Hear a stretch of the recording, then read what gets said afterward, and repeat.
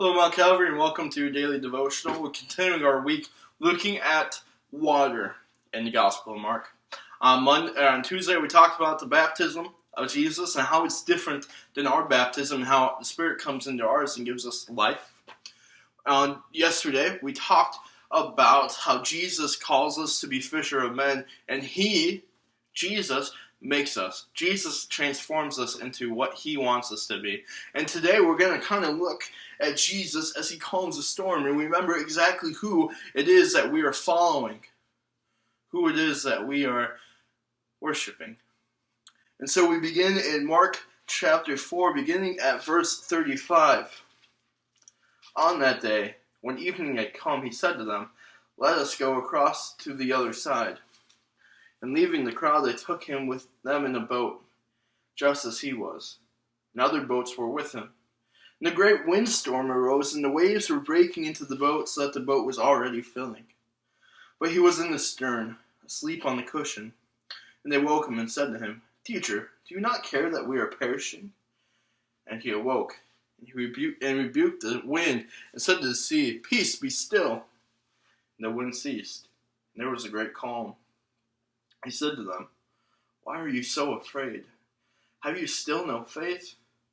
And they were filled with great fear and said to one another, "Who then is this, that even the wind and the sea obey him?"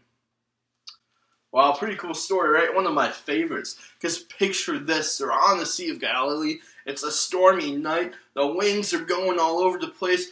And everyone's awake because you can't sleep in a storm. I don't know if anyone else has boating experience, but when I was a kid, we took a trip to Key West, and my grandfather had kind of said maybe we should wait till tomorrow, but my dad from Chicago, who just wanted to be on the boat, said no, we'll go today.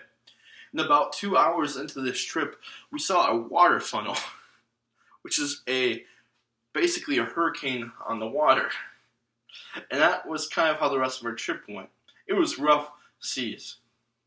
And you couldn't go down, you couldn't sleep because the boat was going up and down, up and down, up and down, and you couldn't stay down below because we weren't getting air because all the things were closed, and so we were kind of stuck outside, miserable.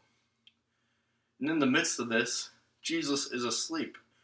In a miserable setting where the boat's going up and down, you can't find cover, it's raining down. The guy's asleep. And they wake him up and say, "Hey man, aren't you afraid that we're going to die?" And you can just kind of imagine here, Jesus is just like, "Are you kidding me?" It says he gets up and he rebukes it.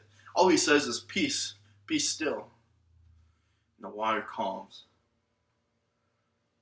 I love that. It takes 3 words for Jesus to calm this storm, to Jesus to make it okay. It doesn't take long.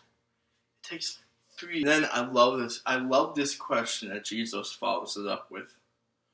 Why are you so afraid? Have you still no faith? You gotta think at this point the disciples' guts kind of dropped.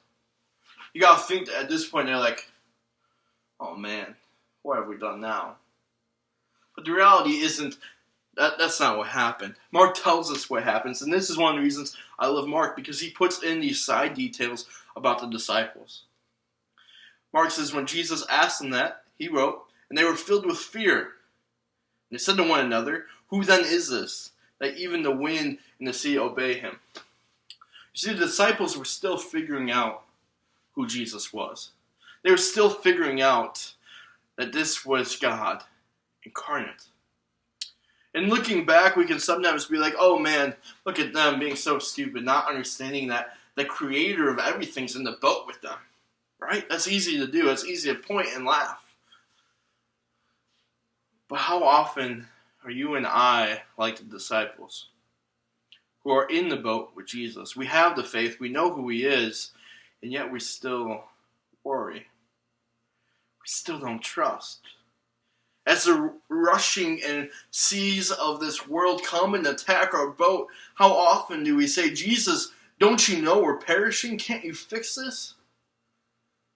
How often do we think Jesus doesn't have a grasp of what's going on and that he needs to do his job better?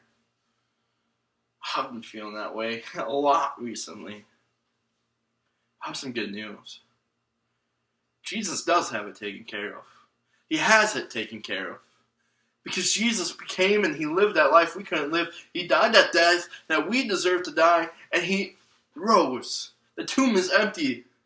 Jesus is in control. Jesus is victorious. He has defeated sin, death, and Satan. Until He comes back, we won't see it perfectly. Until He comes back, we're going to have those times in life where it feels like our boat is tipping over and Jesus needs to do something. Jesus needs to care about it. But He does. He's already taken care of it. And the problem isn't with Jesus, it's with us and how we don't see the whole picture. We only see a self-centered glimpse at the plan and will of God.